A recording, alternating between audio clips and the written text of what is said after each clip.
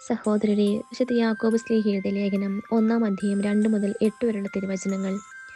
എൻ്റെ സഹോദരരെ, വിവിധ പരീക്ഷകളിൽ അകപ്പെടുമ്പോൾ നിങ്ങൾ സന്തോഷിക്കുവിൻ. എന്തെന്നാൽ വിശ്വാസം പരീക്ഷിക്കപ്പെടുമ്പോൾ നിങ്ങൾക്ക് അതിൽ സ്ഥിരത ലഭിക്കുമെന്ന് അറിയാമല്ലോ. ഈ സ്ഥിരത പൂർണ്ണഫലം പുറപ്പെടുവിക്കുകയും അങ്ങനെ നിങ്ങൾ പൂർണ്ണരും എല്ലാം തികഞ്ഞവരും ഒന്നിനും കുറവില്ലാത്തവരും ആവുകയും ചെയ്യും. നിങ്ങളിൽ ജ്ഞാനം കുറവുള്ളവൻ ദൈവത്തോട് ചോദിക്കട്ടെ, അവന് അത് ലഭിക്കും. കുറ്റപ്പെടുത്താതെ എല്ലാവർക്കും ഉദാരമ നൽകുന്നവനാണ് അവിടുന്ന്. സംശയിക്കാതെ വിശ്വാസത്തോടെ വേണം ചോദിക്കാൻ. സംശയിക്കുന്നവൻ കാട്ടിൽ ഇളകി മറന്ന കള്ളത്തിരിക്ക് തുല്യനാണ്. സംശയം മനസ്കനും എല്ലാ കാര്യങ്ങളും ചഞ്ചല പ്രകൃതിയുമായ ഒരുവന് എന്തെങ്കിലും കർത്താവിന് ലഭിക്കുമെന്ന് കരുതരുത്. നമ്മുടെ കർത്താവായ മിശിഹായ്ക്ക് സ്തുതി.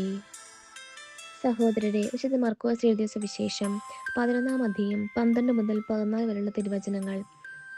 അടുത്ത ദിവസം അവർ ബെഥാനിയിൽ നിന്ന് വരുമ്പോൾ അവന് വിശക്കുന്നുണ്ടായിരുന്നു. അകലെ തളരിട്ട് നിൽക്കുന്ന ഒരു അത്തിമരം കണ്ട് അതിലെന്തെങ്കിലും ഉണ്ടാകാം എന്ന് വിചാരിച്ച് അടുത്ത് ചെന്നു. എന്നാൽ ഇലകളല്ലാതെ മറ്റൊന്നും കണ്ടില്ല. അത് അത്തിപ്പഴങ്ങളുടെ കാലമല്ലായിരുന്നു. അവൻ പറഞ്ഞു, ആരും ഇനിയൊരിക്കലും നിന്നിൽ നിന്ന് പഴം തിന്നാതിരിക്കട്ടെ. അവൻ്റെ ശിഷ്യന്മാർ ഇത് കേട്ടു. നമ്മുടെ കർത്താവായ മിശിഹായ്ക്ക് സ്തുതി.